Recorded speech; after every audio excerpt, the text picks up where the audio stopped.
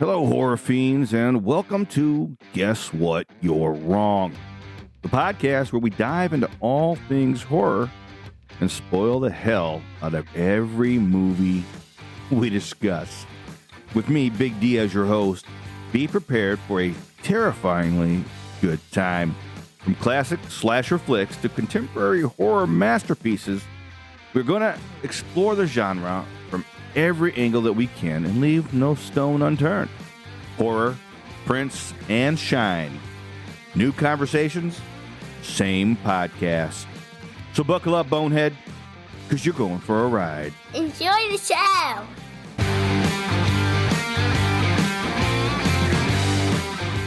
Now, before we get into this episode too far, I just got a little disclaimer here. First off, all audio used in this podcast is used under the protection of fair use.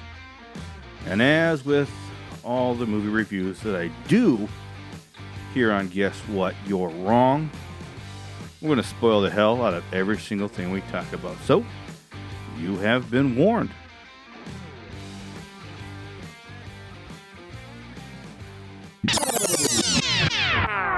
Yeah, you always got to pick and choose what shine you're going to drink with the movie that you're going to cover.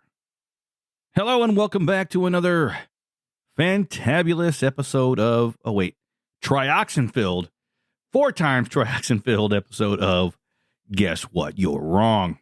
Now today, I know it's been a while. Took the month of July off, but now we're into season 2 of Guess What? You're Wrong. And this is episode 3 of season 2 with Christine. And we're going to cover Return of the Living Dead part 4. What's the Necropolis. Necropolis. Christine, how you doing today? I'm doing well. How are you? The more I drink, the better this movie gets, I guess. What the? Okay. Yeah, so with my shine in hand, I'm ready to tackle this Return of the Living Dead part 4. So this movie, all right, let's start off with a synopsis. A group of teenagers, in an attempt to rescue their friend from an evil corporation, end up inadvertently releasing a horde of bloodthirsty zombies. Okay, well, to start off with, that synopsis is incorrect because they're not bloodthirsty zombies. They're brain thirsty. They're brain hungry zombies. I know. So, and it looked like the bite was what was like the biggest thing. well, Not even about your brains. I think that bite, they did that in part 3 as well, didn't they? I think they were getting to it, but they never actually said it. See, now I had to do a little bit of research on this 2,4,5 trioxin. Because, of course, this is the stuff that, made the zombies. Mm-hmm. So, 2,4,5 trioxin. Now, this form of trioxin is responsible for the 2,4,5 trioxin zombies. Now, in gas form, 2,4,5 trioxin can inadvertently convert the living into triombies and reanimate the dead. When in liquid form, it has a slight corrosive effect.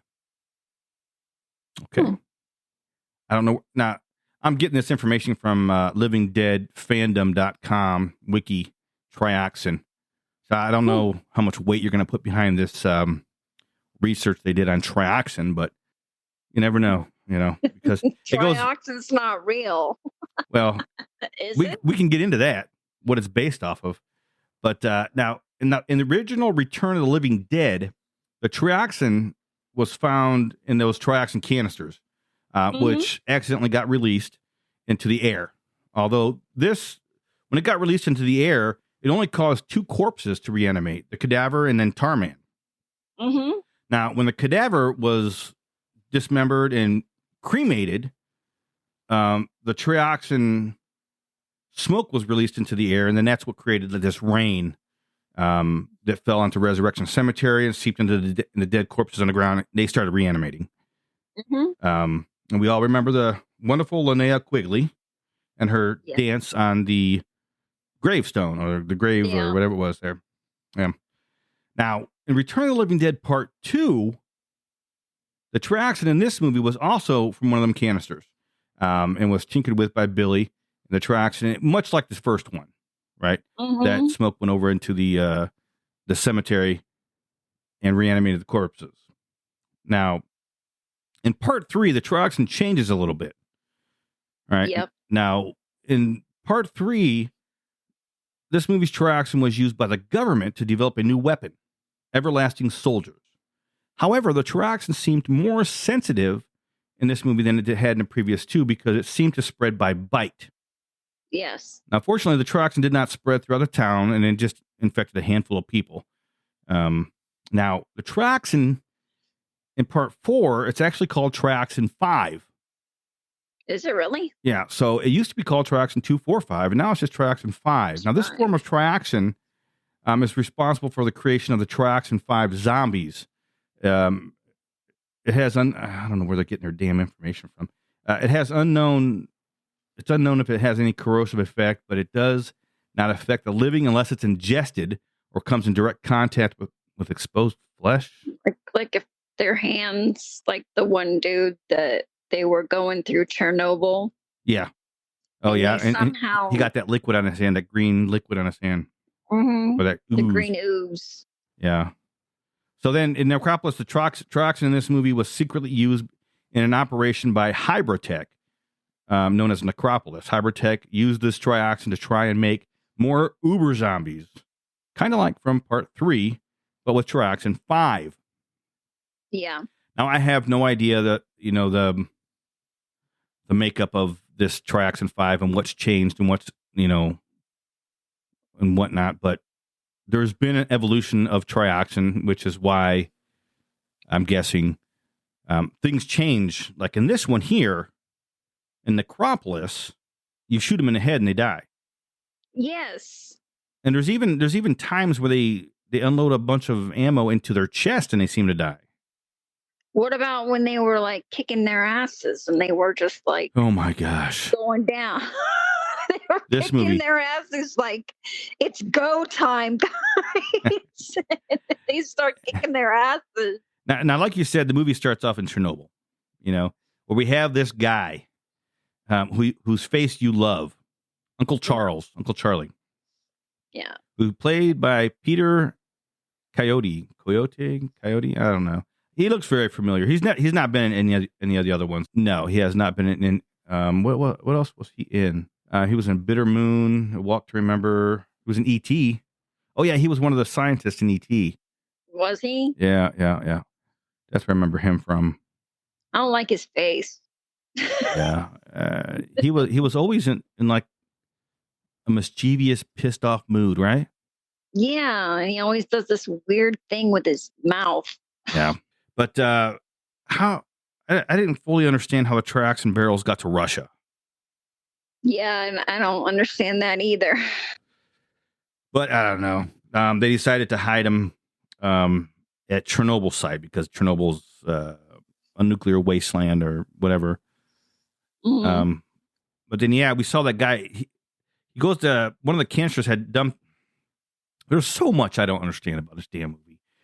Okay, supposedly these barrels are, I'm guessing set up because when he goes in there and finds that one barrel knocked over, he's kind of surprised and he's like, "Oh, what the hell?" And he goes down to reach and pick it up, and that's when he gets that green oozy shit on him, which transforms him into a Zed. But how did the barrel get knocked over? No one knows. It's a mystery. It's a mystery. Exactly. Now, anyway, I would have thought that, it got knocked over because maybe one of the Zeds from inside, the Tarman type of Zed had come out. But there's no other zombies. It's just those two guys. Yeah. So I don't, there's just that one guy, and then later on he bites his partner, and Uncle Charles gets away with his, barrels of Trioxin 5. Mm-hmm. Oh, boy. There's so much about this damn movie. Then, what is this? We see this thing with this car crash. Now, they don't actually.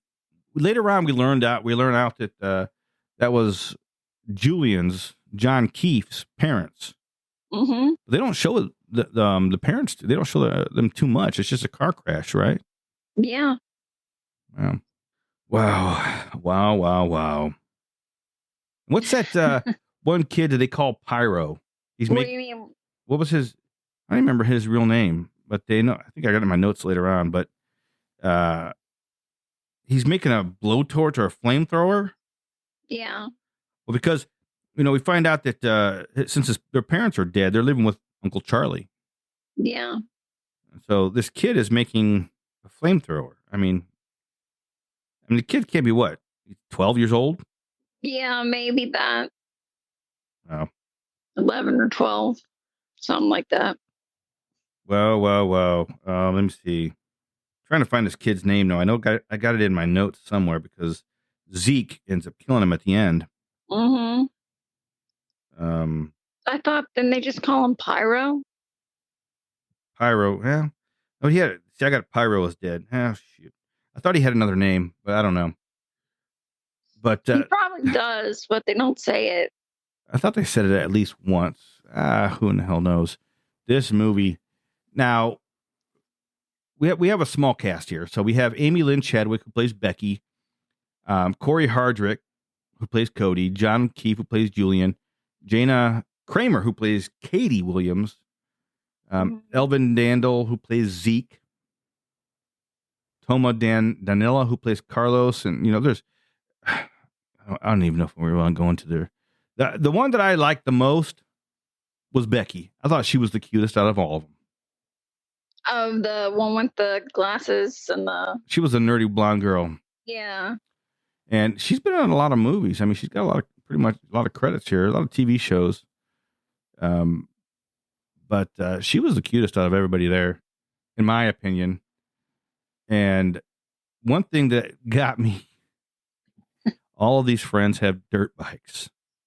I know. Even the nerdy blonde Becky is riding around on a dirt bike. Dirt bike. Wow. What a group of friends to have there. Yeah. I'm going through my notes here to see if there's anything. What did you like most about the movie? Besides Uncle Charlie being a dick. The soundtrack. Yeah, it had a good soundtrack. That it did. Yeah, it was by Power Man 5000. Did a lot of the songs. And Voodoo, whatever, was it Smash Mouth? It's there's somebody. But yeah. Godsmack. Godsmack. It did have a pretty good soundtrack. I'll give it that. And a lot of it was confusing because I was expecting to see like the zombie still going, even though they shot him in the head. Yeah. But I mean, that's what we said earlier. I mean, we find out that you can shoot them in the head and they die now. But I mean, there was a few times where they were just unloading and they took a bunch of rounds to the chest and they went down. Mm-hmm. So maybe this Trioxin 5, this mutated version of it's not as good as they thought it was. Yeah. But another thing that I got here in my notes was, damn, the acting. The acting is subpar. I'll say that. Right. And it's definitely like a B-rated performance. I would say like a C or D-rated performance. Really? That bad? Yeah, I didn't think it was that great at all. That guy Zeke. Zeke is a dick.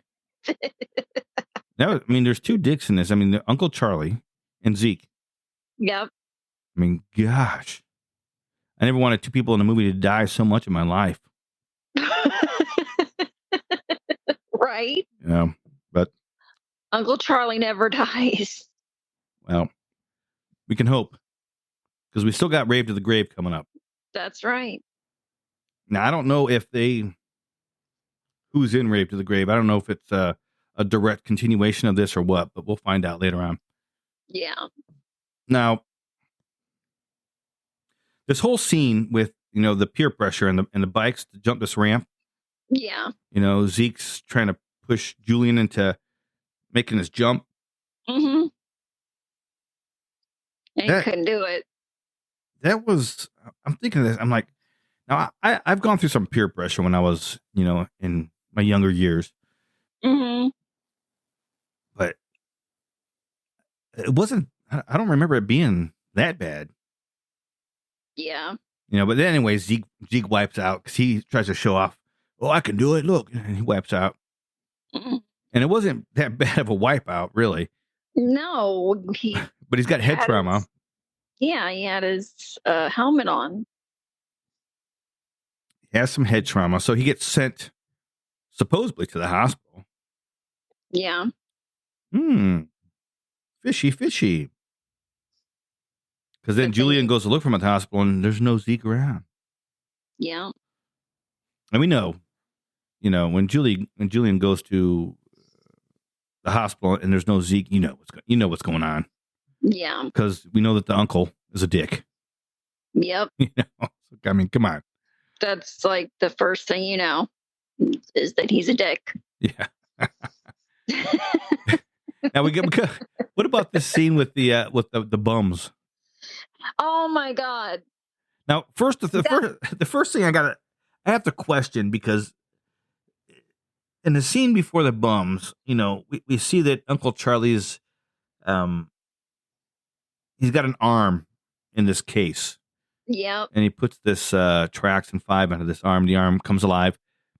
It makes him very happy. Yeah, The friggin' hands like going around like thing. Oh my gosh. But then, what gets me is that they have like I don't know, where they evacuate the gas out of the chamber and it goes down this tube.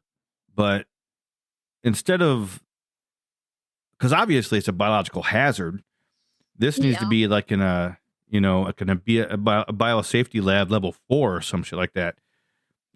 But he's just dicking around with this stuff in this chamber and evacuating this Trioxin 5 gas down this tube that just kind of, I guess the tube goes outside the walls and underground and then outside the back alley where there's bums living.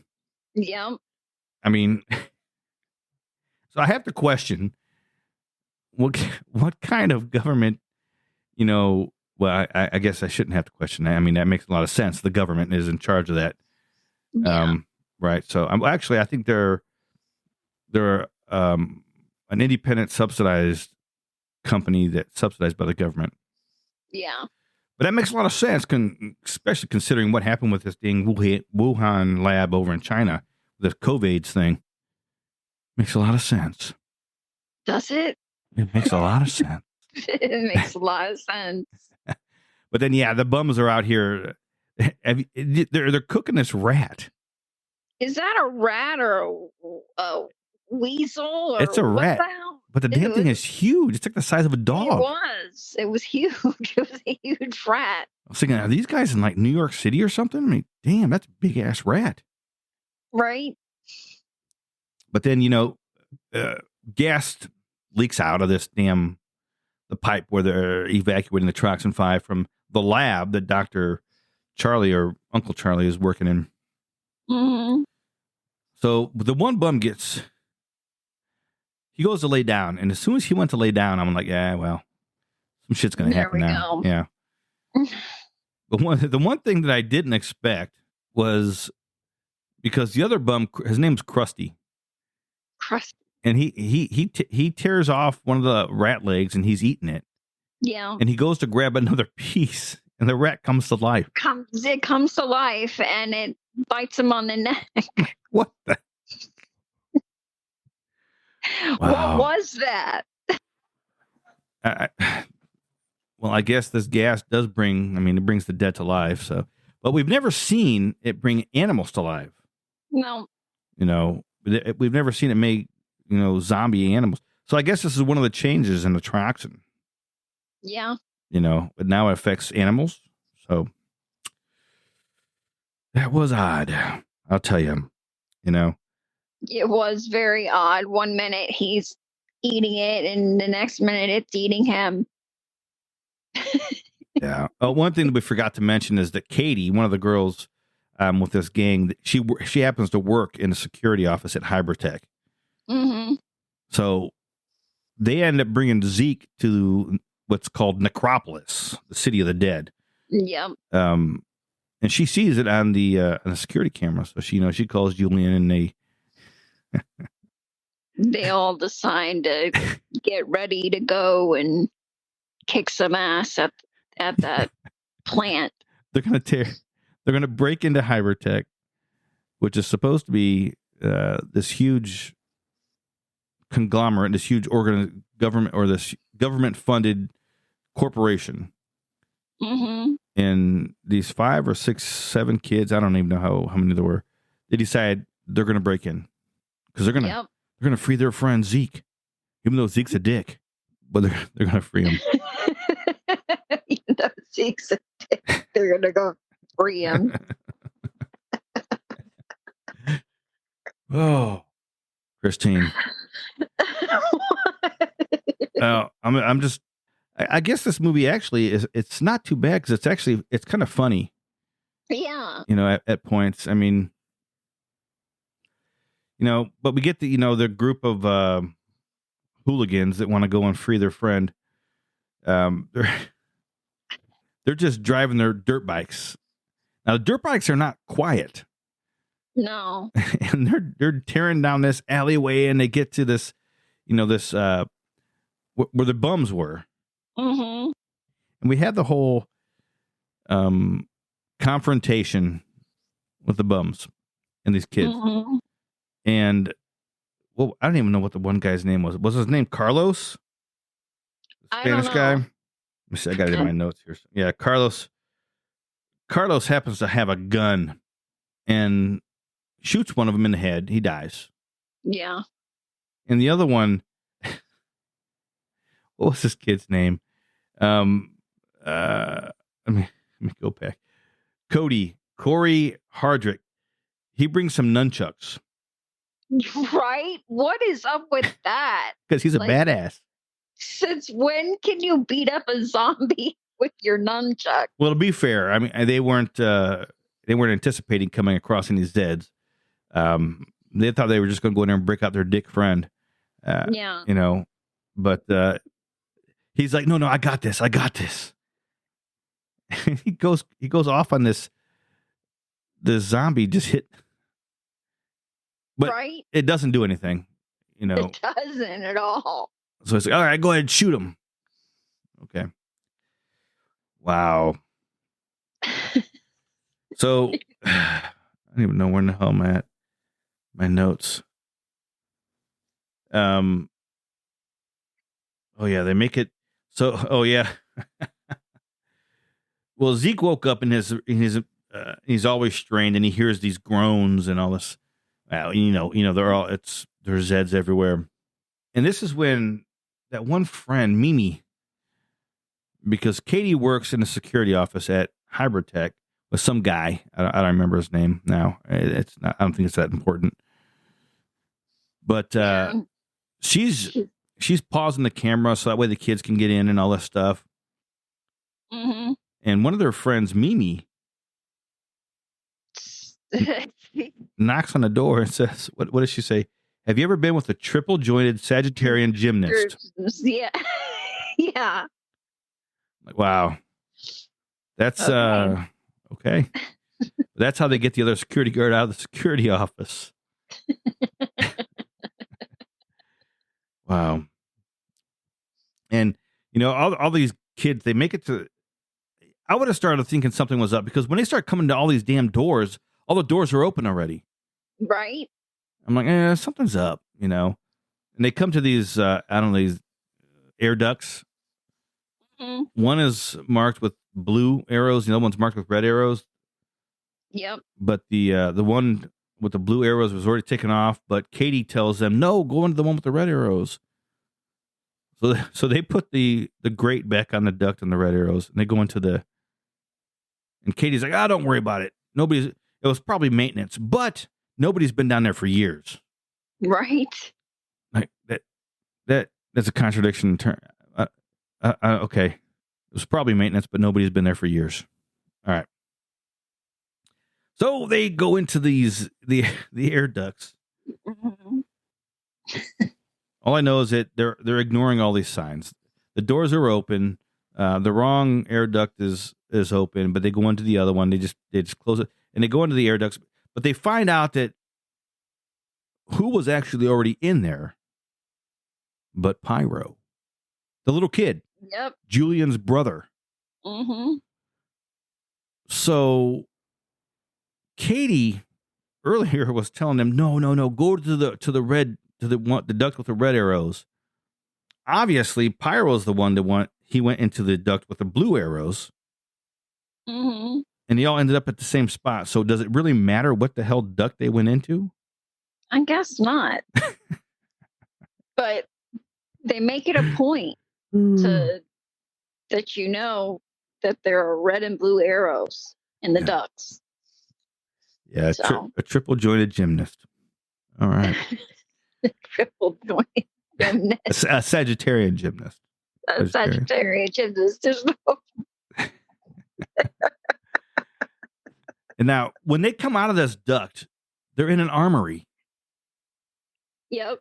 There are weapons everywhere. Now, I don't care who you are. Now, they're supposed to be, I don't know, what, 16, 17 years old? Yeah. Supposed to be. Supposed to be, yeah. If you find yourself in an armory like this, I'm loading up. Right. I'm taking it. Even if I don't think I'm going to find anything, I'm like, damn, these are some cool weapons. I'm taking some with me. Right. They don't touch anything. Nothing. Nope. They just keep walking. They use their weapons that they brought with them. Oh my gosh. The nunchucks. The nunchucks. I'm telling you. The rope, the nunchucks.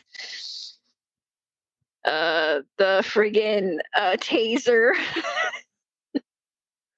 Yeah. This movie. Okay.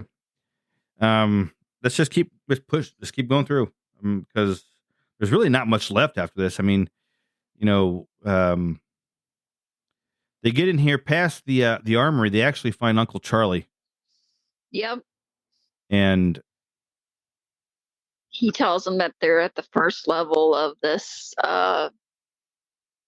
what is it? Research plant or whatever. Bioresearch or some shit. And they're like, why are you doing this? And he's like, why do you think? World domination. Right? What's wrong with Uncle Charlie? There's really something wrong with it. But Katie keeps having problems because, the security alarms are going off. Doors are opening. She tries to shut him down. But finally, there's a complete security failure. All the zombies in this little prison are released. Yeah. And there are Zeds everywhere. Now, this is when you think back, these idiots should have grabbed a bunch of those weapons when they were in a damn armory. Right. But, alas, they don't. This is when, holy shit.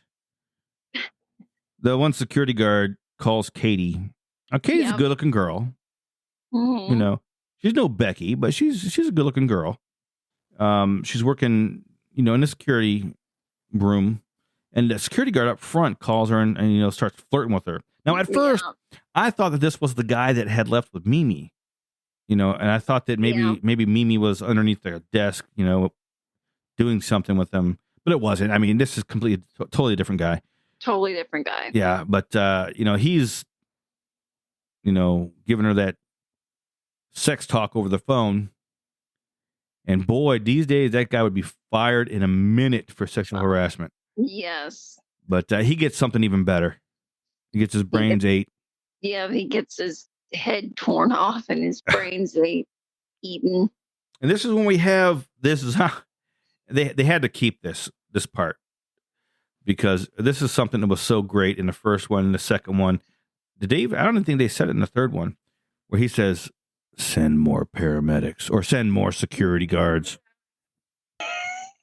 They always have one of the zombies say, send more paramedics or... Oh, my gosh, dude. She's like, who is this? Yeah. There's so much crap going on. They start fighting the zombies after like all of their artillery is gone. This is they're trying to get out. Go time. I'm like, how can you fight a zombie? Well, this is so comedical. I mean, they can't get out, so they turn around and there's zombies coming in. It's go time. And then it's Julian, Carlos, and I don't even, what's the other guy's name again? Cody? Cody, yeah. Start fighting the zombies. Right? And they're actually falling to the ground. And it's like, they're like, all these kids are like kung fu masters or karate masters. Right? Because, they went straight to the John Woo Academy of Martial Arts, I guess, because they're beating the hell out of these zombies. But we know that you can't beat up a zombie. You got to destroy its brain, or in the first three, you had to burn them up or some shit. I don't even know what the hell. Yeah, I think you had to burn them. Incinerate them, yeah. But this is where we lose Carlos. Because they're going into it. One thing we passed by is that now Julian is Uncle Charlie tells Julian that his parents are there. Yeah, his parents are there on level 14 or whatever. It's level 12. Level 12. Okay. I watched the movie twice. I know. I watched it over and over. Oh my! So you that's why you like the movie, because you watch it so many times. No. It's okay. Oh my gosh. It was a confusing one. Yeah, this comedic fight scene where, go time. Julian get out and start kicking people their asses. Julian and Cody get into the elevator, but Carlos decides to stand back and keep beating up the zombie. Right. Not killing it, not shooting it in the head or anything, just beating the crap out of it. Okay, well, he gets away from that zombie and starts running back, but guess what?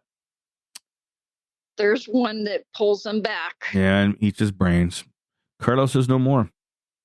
And then the zombie is walking slowly towards the elevator. Oh, man. He can't get in. It was like, yeah, it was meant to be like a scary moment or something that's supposed to scare you. I need another drink. Hold on. The bloody hands. Okay. Oh man. Okay.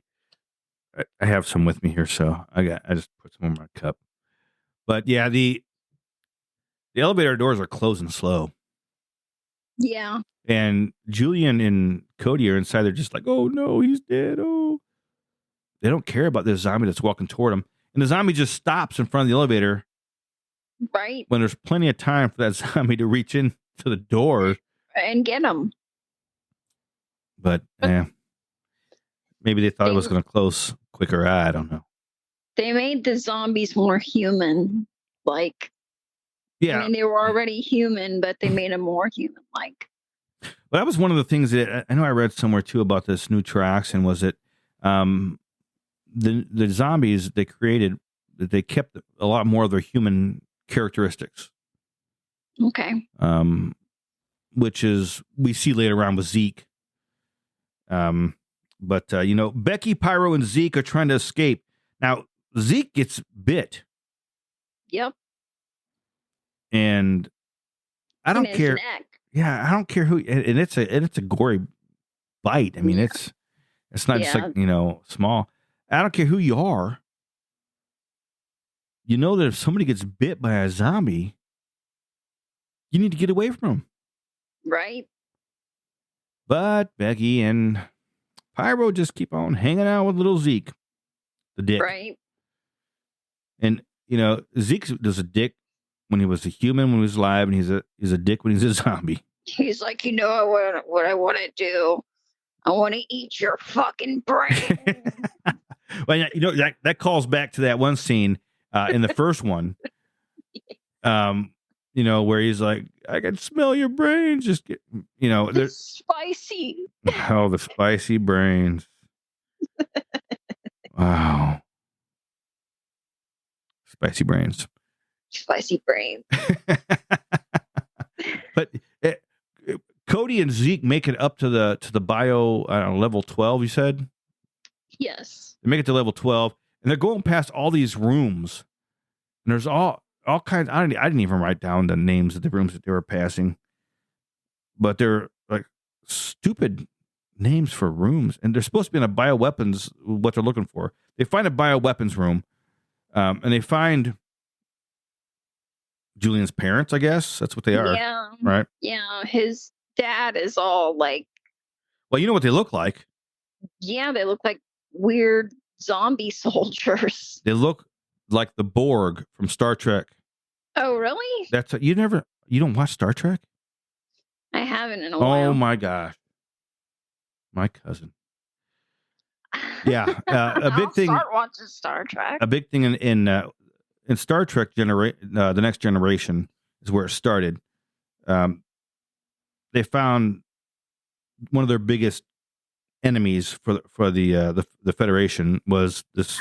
Okay, I think I know what you're talking about. I used to watch Star Trek with my dad, The Next Generation, like all the time. It's the Borg, and they live in this huge hive. They're all connected, but that's who these Julian's parents are. The Borg. That's what they are. Yeah. But wow. Okay. What did I? Julian finds his parents. They look like, they look like the Borg. That's what that. The chime.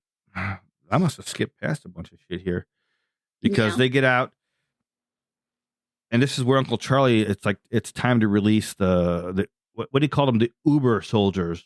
Yeah. Wow. And did you see the clones? Yeah. The baby room. Yeah. Yeah, I skipped past that. Them in there. So that's what they were. That's right. That was one of the things that changed too was that they're cloning them, so they don't have to have human subjects any longer. They're cloning them, so they could just use the clones. But those things look creepy. All those big containers with clones. They look like ghoulies. I just watched that movie a couple weeks ago. Yeah, I love ghoulies, but that's why I won't go into a bathroom. I'm serious. That's on my media server too. Like, I won't go to a bathroom in a carnival because of the ghoulies. Ghoulies. Ghoulies are awesome. They'll get you in the end. They certainly will. They certainly will. Boy. So they release the Uber soldiers. And then we find out that Mimi and her boyfriend that she started taking a liking to this security guy because when they go and find Mimi, she's putting her shirt back on and everything, and they're like, oh yeah, they're kind of, she likes him. Mm-hmm. Like, wow, okay, but they didn't last long because they obviously got turned because we see them. Yeah. Later on. And Julian's like, I can't shoot a friend. No, I can't. I lost my virginity to her. I can't shoot her. Oh my gosh. Oh, okay. He lost his virginity to her. Wow. Okay. So this is where, because we know that Zeke had turned, the Zeke the dick had turned into a Zed. And he continued to be a dick even long after he turned into a zombie. And he kills Pyro. Now, Pyro is the, 12, 13, 14-year-old kid. And this is something you don't see very often. You don't see a kid getting... No, his brain's eaten. Yeah. No. So, that was something. Becky needs to survive, obviously. Pyro had this blowtorch or flamethrower that he had rigged up somehow. I don't know. One thing that I find odd is that Pyro never actually turns into a zombie. No, he just falls on the ground and dies. Is it different for kids? I don't know. It can't be different for kids because I think it was in 2 that one kid. Yeah. Well, it was a different Trioxin. I don't know. All I know is that he gets his brains ate and he doesn't transform. He doesn't turn into a zombie. Becky picks up his flamethrower and starts doesn't actually hit any of the zombies until Zeke, right? She hits Zeke. Yeah, she actually hits Zeke, and he's like on fire. And I think he was a terrible overactor. Oh yeah. The screaming and all the weirdness. Yeah. Now what did? Oh yeah, Becky grabs a grenade because the Uber soldiers show up, and she grabs a grenade and throws it at Julian's dad. Yeah. Doesn't kill him. Well, we think it does at this point, but it doesn't. And then we have the zombie boxing. Zeke challenges Julian. Now, Zeke is a zombie. Zombies are supposed to be killing machines. You know, all you want to do is just kill you and eat your brains. Yeah, he's like, come on. And I was like, okay. Yeah. So there's a Julian and zombie Zeke fighting match that continues. Yeah. And there's so many times where, you know, because Zeke's beating the hell out of Julian. There's so many times that he could have just eaten his brains and been over with. Right. But he didn't want to do that. He wanted to fight him, which is weird. Yeah. But, you know, Julian ends up pulling the pins on some grenades that are in Zeke's pocket, blows them up. There goes Zeke. Zeke's finally dead. Bet you were happy to see that happen. I was happy when this movie was actually over. You were happy when it was over. Was that bad for you? Oh boy! Now we still got a little bit left to go. I mean, Becky, she electrocutes the mom Uber soldier, and then the SWAT team shows up. Right? Now, what the hell? Why did the SWAT team show up? Because at the beginning of the movie, we're going over this Hiber Tech and how they're responsible for cleaning up the zombie outbreaks from you know, part 3 and outbreaks since then and everything. So Hiber Tech is supposed to be the place you go to get rid of Zeds. Yep. So why in the hell is the SWAT team showing up? I have no idea. But they come in there and they're like, blow them to bits. Yeah. They just lighten everything up. This is where we find out that the dad, Uber soldier dad, is not dead. He gets up and starts shooting. Yep. He's alive for a minute.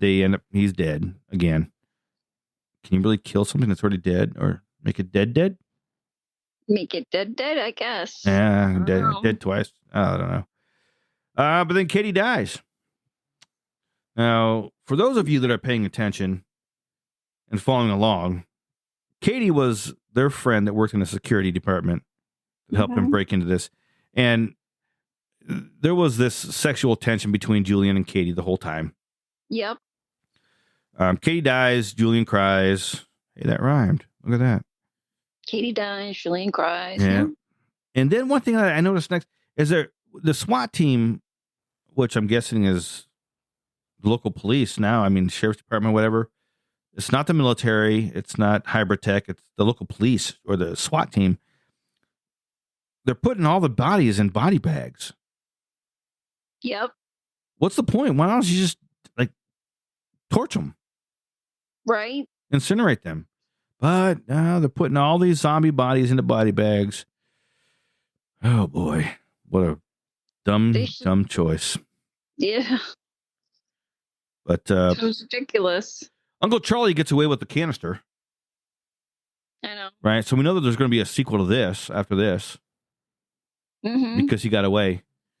Now, did you catch at the end here? They go through this newsreel, you know, because it cuts in. There's this news thing. You know, Hiber Tech denies any zombie activity. Blah blah blah, blah all this stuff. Did you catch the names they were throwing around? I did not. Now they said Bernard Darrow, who was the press secretary for Hiber Tech, said that, you know, there was nothing. Well, Darrow Chemical is the one that created the 2,4,5 Trioxin from part 3 that the government bought the rights from the Trioxin from. Darrow Chemical. So they decided to throw this name in there, thinking, I don't know, nobody would notice or something like that. I noticed. That was the most interesting thing in the movie to me, besides Becky, was that Bernard Darrow Chemical. Yeah, I made that tie. But the Zeds come in and kill the news guy. The movie's over. Yep. You know, and that was the movie's over. You know, I don't know, Christine, this movie. Yes. Let me know your thoughts on this movie. Spill it.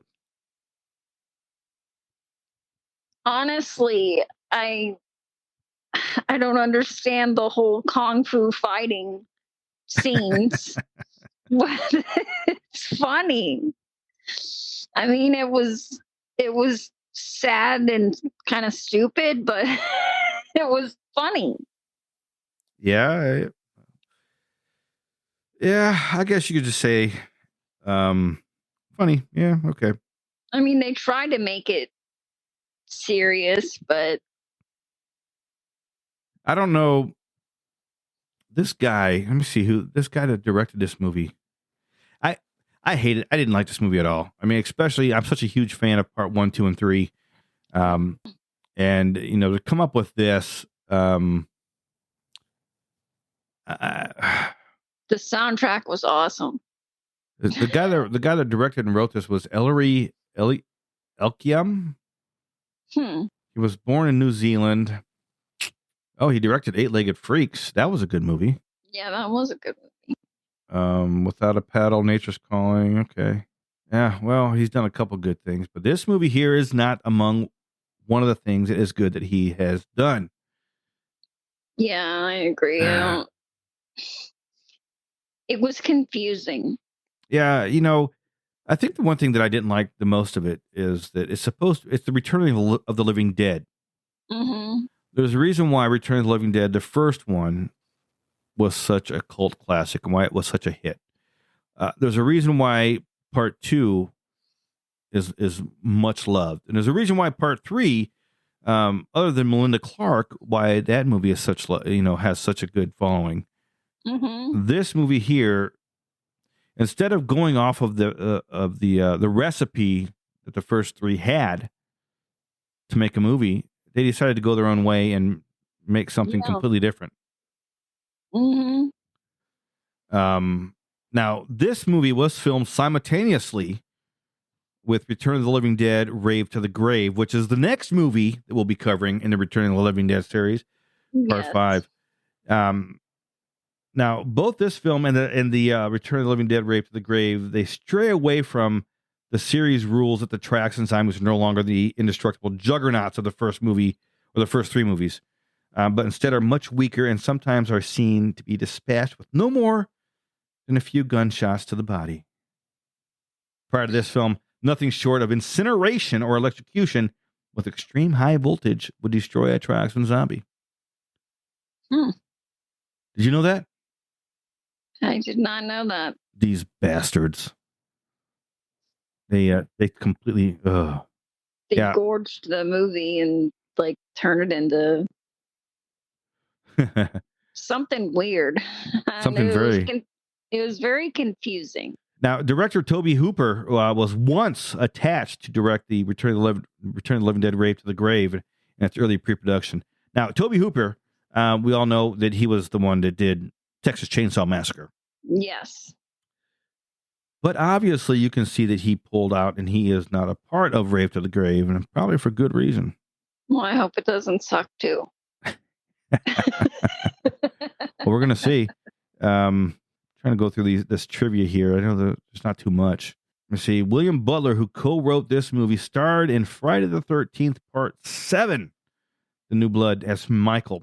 Coincidentally, 3 cast members of the original Return of the Living Dead appeared in Friday the 13th films. Tom Matthews, who played in Jason Part 6, who played Tommy Jarvis. Okay. Miguel A. Nunez Jr. and Mark Venturi were in Part 5, A New Beginning. Oh. Interesting. That's interesting. Return of the Living Dead was created by John A. Russo as a sequel to The Night of the Living Dead, which he wrote with George Romero. In the late 90s, George A. Romero was attached to write and direct a Resident Evil film. Hiber Corp is essentially the same. That's kind of what it reminded me of too, is the Umbrella Corp from Hiber Corp is essentially the same as the Umbrella Corp from Resident Evil. Beyond this, the super zombies that Julian's parents are made into are heavily based on Nemesis from Resident Evil. I think that they are full of shit there. They're heavily based on the Borg from Star Trek The Next Generation. And you heard it from me, so it's got to be true. Because if you disagree with me, guess what? You're wrong. You're wrong.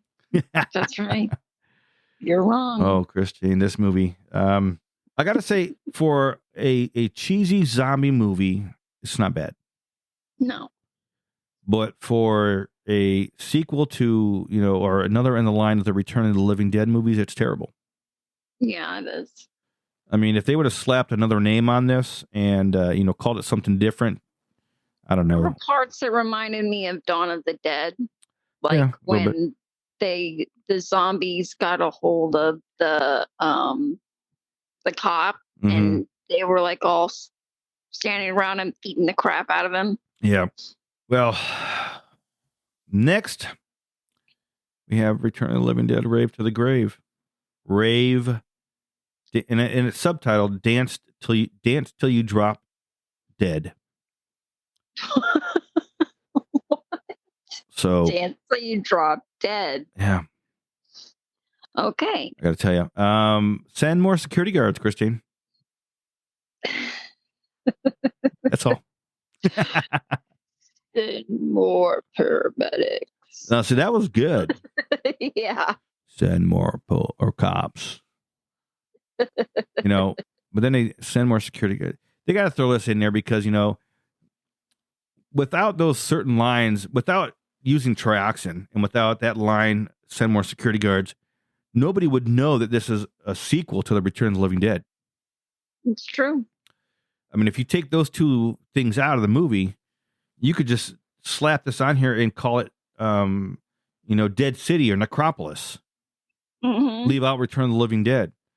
And it would have been just fine. A B-movie zombie movie that everybody would love.